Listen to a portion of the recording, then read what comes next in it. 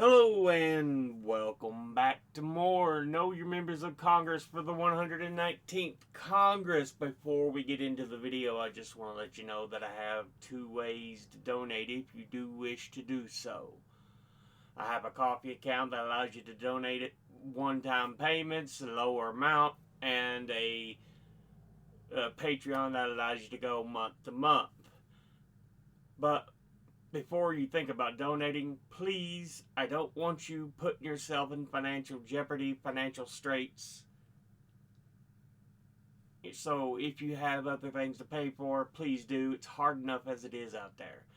But if you are able to without putting yourself in trouble, I would greatly appreciate it. It's just me, myself, and I do these videos, so I would thank you so much. But with that, let's jump back into this video. Today we are looking at former Representative Marjorie Taylor Greene, who used to be the representative for the 14th District of Georgia, which is, if I can get my thing to work here, I think it's like located in northwest Georgia in the corner there. So,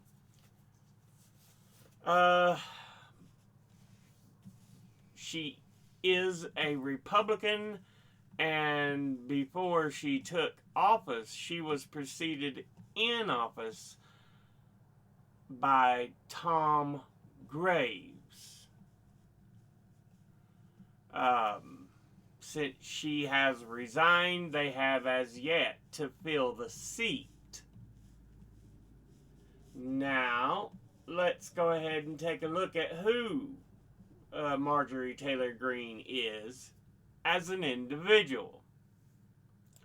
She was born in Midgeville, Georgia on May the 27th, 1974. Graduated from South Forsyth High School in Cumming, Georgia in 1992. Earned a BBA from the University of Georgia in Athens, Georgia in 1996. Has been a business owner before being elected as a Republican to the 117th and two following Congresses until her resignation on January 5th, 2026. Now, let's go ahead and look at the committees she was on. Let me make sure I got that. Yeah, it's clear. Okay, she was on the Committee on Oversight and Government Reform, of which she was on the subcommittee on delivering on government efficiency, of which she was chairwoman. She was on the Committee on Homeland Security, of which she was on the subcommittee on counterterrorism and intelligence, and the subcommittee on oversight, investigations, and accountability. Now, let's go ahead and look at her top 5 individual donors and contributors over the last election cycle. At the top, number 1, we have Textile, Rubber, and Chemical Company. And they operate a multinational chemical and technology company that produces products such as latex, compounds, polyurethane products, compound additives, thermoplastic coatings, and other specialty chemicals. Seem to be headquartered in Dalton, Georgia. And they began as a supplier of latex to the emerging tufted carpet and rug industry in 1951, and since then have grown to export to all the continents and establishing manufacturing and distribution facilities around the world. But yeah, altogether, they have donated $27,515. And once again, that's Textile, Rubber, and Chemical Company. Next, at number 2, we have Murray Barnes Finister LLP. And they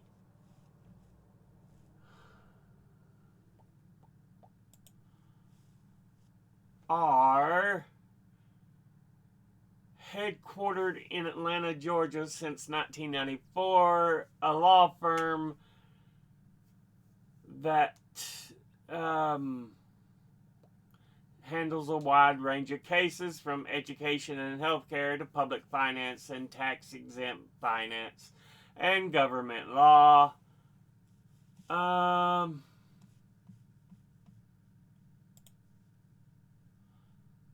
But yeah,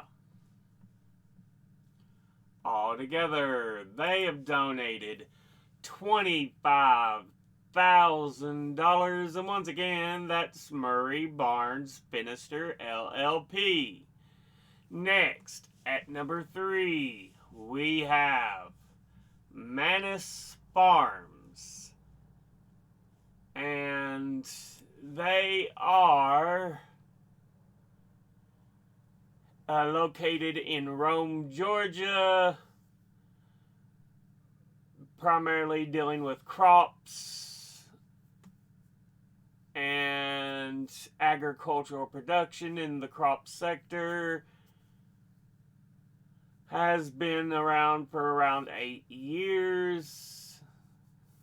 So yeah.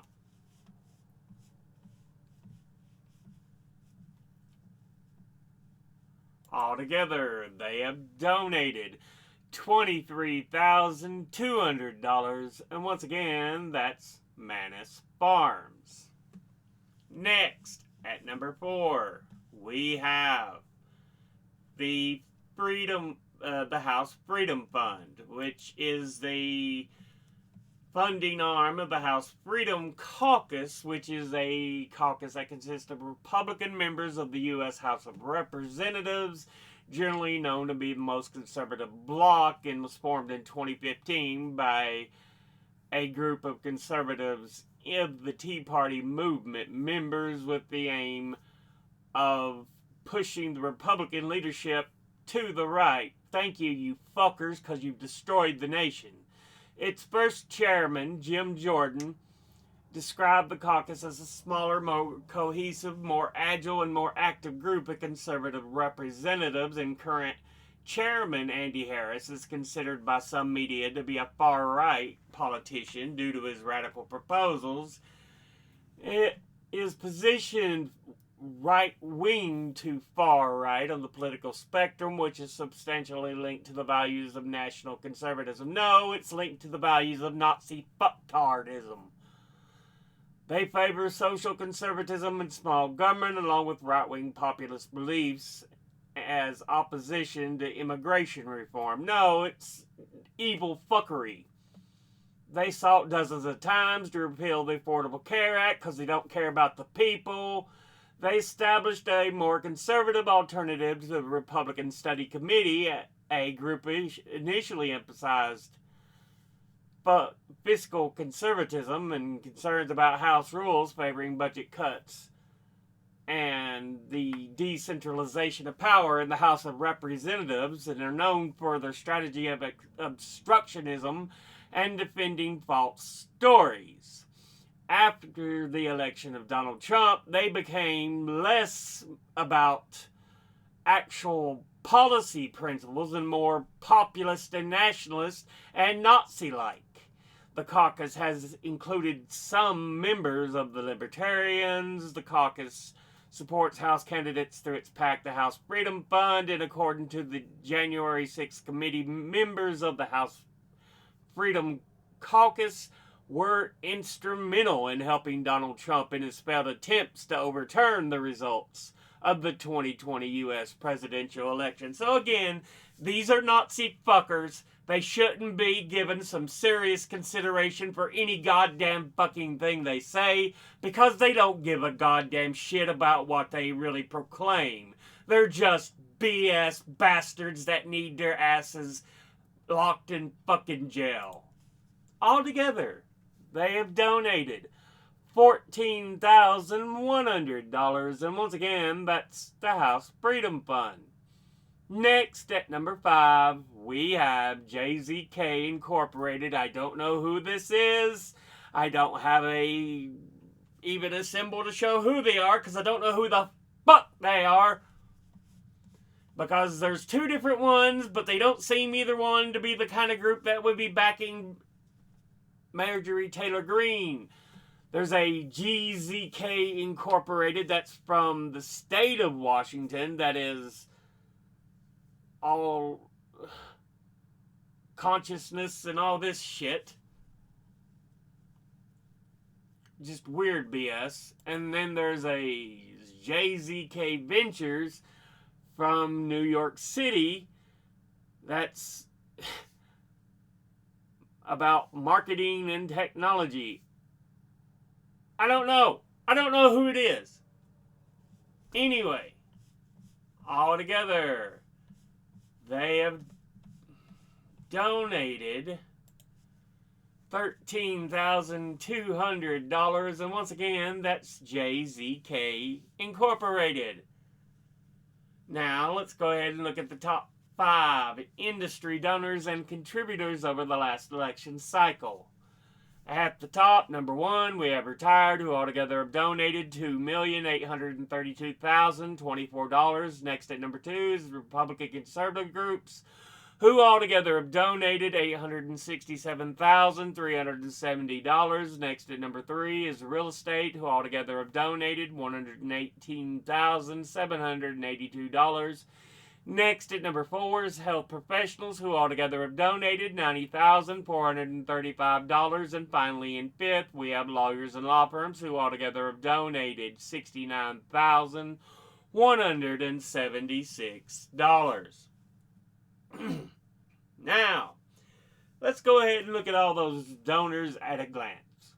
Textile, rubber, and chemical company.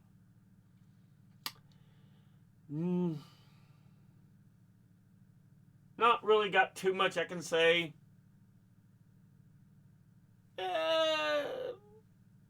Fine. Murray Barnes Finister LLP. Ooh. Manus Farms. Fine. Okay. House Freedom Fund. Boo. Suck. JZK Incorporated. Fine. Industry-wise, retired, great, absolutely wonderful. Republican conservative groups, boo, suck. Real estate, ooh. Health professionals, good, great. Lawyers, law firms, ooh. Altogether, I would put her donors in the middle, leaning negative. Not the best, not the worst, just, okay. But, this has been a look at Representative Marjorie Taylor Greene, who used to represent the 14th District, if I can find my mouse, of Georgia. As always, educate thyself. Think, read, study, learn. Someone tells you something you have trouble believing, ask them to cite their sources. And they can't just be some random blog post or tinfoil hat wearing website. I'll be putting my links and sources, the few that I have, because some of these I couldn't find a frickin' thing about them, in the description box below the video. Thank you all for watching. I'll see you all in the next one. Until then, later.